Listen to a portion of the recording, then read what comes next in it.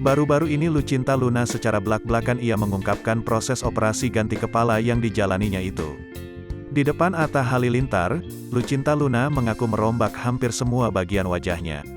Hidung, terus kepala ya jidat aku diimplan, katanya, dilansir Tribun Style dari YouTube A Podcast pada Selasa, tanggal 19 April tahun 2022.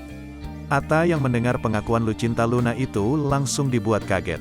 "Hah, jidat diimplan? Supaya apa?" tanya Atta.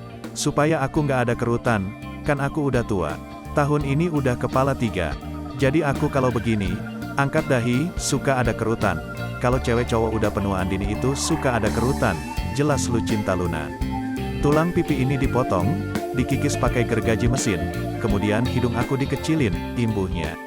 Lagi-lagi, Atta dibuat syok dengan proses operasi yang dijalani Lucinta Luna.